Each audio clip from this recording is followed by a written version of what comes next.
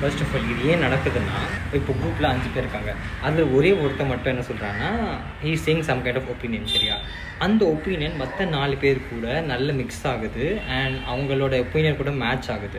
ரெண்டாவது, it's a welfare for society. அது அவங்களோட லாஜிக் படியும் கரெக்ட், இவனோட லாஜிக் படியும் கரெக்ட்.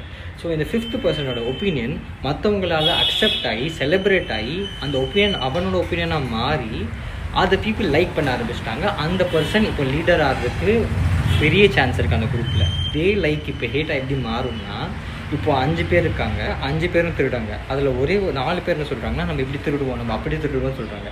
ஆனால் அதில் ஒரே ஒருத்தர் என்ன சொல்கிறாங்கன்னா, திருடக்கூடாது, திருடுறது தப்பு, அதை நம்ம பண்ணக்கூடாது, நம்ம திருடுறதுன்னா. இப்போ நீங்கள் அந்த திருடனோட இடத்துல இருந்தீங்கன்னா அந்த திருந்தின திருடங்கிட்ட உங்களுக்கு கோவம் வருமா? வரும், கண்டிப்பாக வரும். ஸோ ரெண்டுத்துலேயும் வெல்ஃபேர் ஆஃப் சொசைட்டி சொல்கிறாங்க யாரோ ஒருத்தங்க.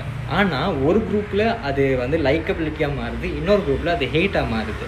ஸோ திஸ் இஸ் ஹவு நீங்கள் ஒப்பீனியன் சொன்னால் உங்களுக்கு ஒரு டிஃப்ரெண்ட் ஒப்பீனியன் இருந்தால் இட் டசன்ட் மேட்டர் நீ எந்த குரூப்பில் இருக்கேங்கிறது. நீ உன்னோட ஒப்பீனியன் வெல்ஃபேர் ஆஃப் த சொசைட்டியாக இருக்கா மட்டும்தான் பார்க்கணும். பட் உன் ஒப்பீனியன் வேலிடேட்டடாக இல்லையான்னு பார்க்குறதுனா 2 செக் பண்ணு. உன்னோட ஒப்பீனியன் வெல்ஃபேர் ஆஃப் த சொசைட்டியாக இருக்கா.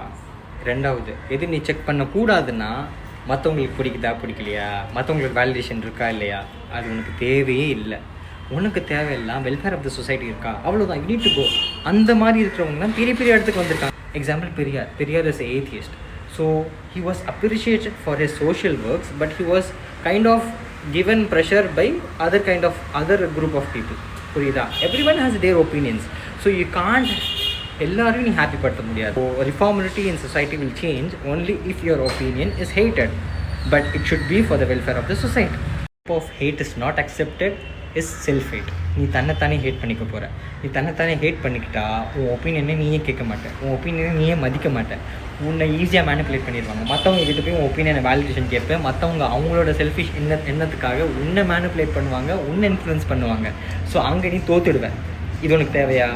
தேவையில்லை. ஸோ உன்னை நீ பிலீவ் பண்ணு, உன் ஒப்பீனியன்ஸ் பாரு, சொசைட்டிக்கு வெல்ஃபேராக இருக்கிறது மட்டும் நீ பாரு. மற்றவங்க கேட்குறாங்களோ கேட்கலையோ அதெல்லாம் நீ காதை முடிக்கும். Subscribe to soda can. See you all. Bye.